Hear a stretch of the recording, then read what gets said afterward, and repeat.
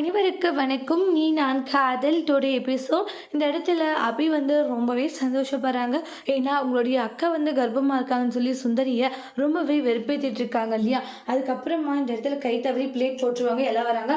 என்னாச்சுன்னு அனுவோடைய கேர்னஸ்னால வந்து இது மாதிரி பிளேட்டை கீழே போட்டாங்க. அதனால அம்மா வந்து சண்டை போட்டுட்டு இருக்காங்க அப்படின்ற மாதிரி சொல்லுவாங்க. உடனே வந்து இங்கே பாரு சுந்தரி, ஏதோ தெரியாத அவ போட்டுட்டா, எதுக்காக இதை பெரிய விஷயமா பண்ணிட்டு இருக்கானுவாங்க. அதுக்கப்புறமா இவ கர்ப்பமாக இருக்கா, இது யார்கிட்டயாச்சும் இவ சொன்னால அத்தை அப்படின்றாங்க. கேட்ட உடனே பயங்கரமா ஷாக் ஆடி இருக்காங்க. அப்புறமா வந்து அவனு என்னம்மா சொல்றது உண்மையான்னு கேட்கும் போது ஆமா பாட்டி அப்படின்றாங்க. கேட்ட உடனே அந்த இடத்துல அவங்களுக்கு பயங்கர அதிர்ச்சியா இருக்கு. கன்சீவா இருக்கு, ஒரு வார்த்தை கூட சொல்லலையம்மா அப்படின்வாங்க. அதுக்கப்புறம் அவ எப்படி சொல்லுவா, அவளை சொல்ல மாட்டா அத்தை அப்படின்னு சொல்லிட்டு இருக்காங்க. அதுக்கப்புறமா அந்த இடத்துல பெரிய பிரச்சனையே பண்ணிட்டு இருப்பாங்க. அதுக்கப்புறமா போது நிப்பாட்டிங்களா, நான் கர்ப்பமாவே இல்லை அப்படின்னு சொல்லிட்டு ஒரு கட்டத்துக்கு மேல அவங்க கத்த ஆரம்பிச்சுறாங்க. சுந்தரி அந்த அளவுக்கு டார்ச்சர் பண்றதுனால அதுக்கப்புறமா இந்த இடத்துல என்ன சொல்லிட்டு இருக்கணும்னே அதுக்கப்புறம் நான் சொல்றேன்ட்டு எல்லாமே அபி சொல்லிட்டு இருக்காங்க. இது மாதிரி அக்காவை போட்டு இவங்க டார்ச்சர் பண்ணிட்டு இருந்தா எப்படி, அதனாலதான் அக்கா கர்ப்பமா இருக்கான்னு சொல்லிட்டு இது மாதிரி நானே சும்மா சொன்னேன் அப்படின்றாங்க. அந்த செக் பண்றவங்க கிட்ட வந்து கீழே போய் விழுந்திருப்பாங்க. இது மாதிரி என் அக்கா கர்ப்பமா இருக்கான்னு நீங்க அவங்க கிட்ட சொல்லணும் அப்படின்ட்டு நிறைய ரெக்வஸ்ட் பண்ணி கேட்டிருப்பாங்க அவங்க வெளியே போகும்போது. அதுக்கப்புறம் நான் அவங்களுக்கு யாருமா, நான் நீ சொல்ற மாதிரி செய்யறேன் அப்படின்னு சொல்லிட்டு சுந்தரி கிட்ட வந்து கர்ப்பமா இருக்காங்க அப்படின்ற மாதிரி போய் சொல்லியிருப்பாங்க. எல்லாமே அபி சொல்றாங்க.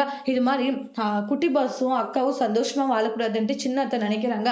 எப்பயுமே வாழக்கூடாதுன்ட்டு அவங்களோட சந்தோஷத்தை இவங்க கெடுக்கிறாங்கன்னு சுந்தரியுடைய ஹஸ்பண்டுக்கு கோவம் வருது. சுந்தரியுடைய ஹஸ்பண்ட் இருந்துட்டு என்ன நினைச்சிட்டு இருக்காரு சுந்தரி நீ மனசுல, இங்க பாரு உன்னுடைய கெட்ட எண்ணத்தை இதோட தூக்கி போட்டு சரியா, நம்ம பையனும் நம்ம மருமகளும் சந்தோஷமா இருக்கணும்னு நினைக்கணும், ஆனா அவங்க ரெண்டு பேரும் பிரியணும்னு நினைக்கிற பாத்தியா, இதெல்லாம் என்ன சென்மம் சொல்லுன்றாங்க. நீ கொஞ்சம் கூட திருந்தவே மாட்டியா, இந்த அளவுக்கு கேவலமான வேலைகளை பார்த்துட்டு இருக்கன்னு சொல்லி பயங்கரமா திட்டிட்டு இருக்காங்க. என்னங்க இப்படி பேசுறீங்க, பின்ன நீ பண்றது அப்படிதான் இருக்கு சுந்தரி, இனிமேல் வந்து நம்ம பையனும் மருமகளும் சந்தோஷமா வாழக்கூடாதுட்டு ஏதாச்சும் பண்ணின்னு வச்சுக்கோ, நானே உன்னை சும்மா விட மாட்டேன்றாங்க.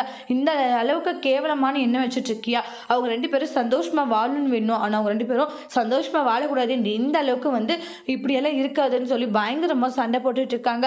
அப்புறமா பாட்டியை வந்து திட்டிட்டு இருக்காங்க. என்ன நினைச்சிட்டு இருக்க சுந்தரி, நீ உன் மனசுல இப்படியெல்லாம் கேவலமான எண்ணத்தை நீ வச்சுக்காத சரியான்றாங்க. அவங்க ரெண்டு பேரும் சந்தோஷமா வாழ விடுனா அவங்க ரெண்டு பேரும் பிரிக்கணும், அவங்க ரெண்டு பேரும் சந்தோஷமா இருக்கக்கூடாதுன்ட்டு இந்த அளவுக்கு வேலை பண்ணிட்டு இருக்கியான்றாங்க.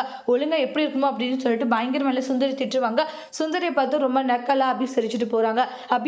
அபியோடைய ரிலேஷன் ரெண்டு பேரும் வந்திருப்பாங்க அபியோடைய வீட்டுக்கு, அவங்களுக்கு நிச்சயதார்த்தம்னு சொல்லிட்டு இது மாதிரி அபி அனுடைய லொகேஷன் அனுப்புங்க, நானே போயிட்டு இன்வைட் பண்றேன்னு அந்த பொண்ணு சொல்றாங்க. சரி ஓகேம்மா அப்படின்றாங்க. மேரேஜ்க்கு எல்லாம் கண்டிப்பா வரணும்னு சொல்லிட்டு இன்விடேஷன் வச்சுட்டு அங்கிருந்து போயிடுறாங்க. அதுக்கப்புறமா வந்து ஏற்கனவே வந்து அபிக்கு வந்து பிளான் பண்ணாங்களே மாப்பிள்ளை, அந்த மாப்பிள்ளை வழியில வந்து அபியை பாக்குறாங்க. பார்த்து பேசுறாங்க. எப்படி இருக்கீங்க, நல்லா இருக்கீங்களான்றாங்க. நல்லா இருக்கு, நீ எப்படி இருக்கீங்க அப்படின்னு சொல்லி பேசுறாங்க.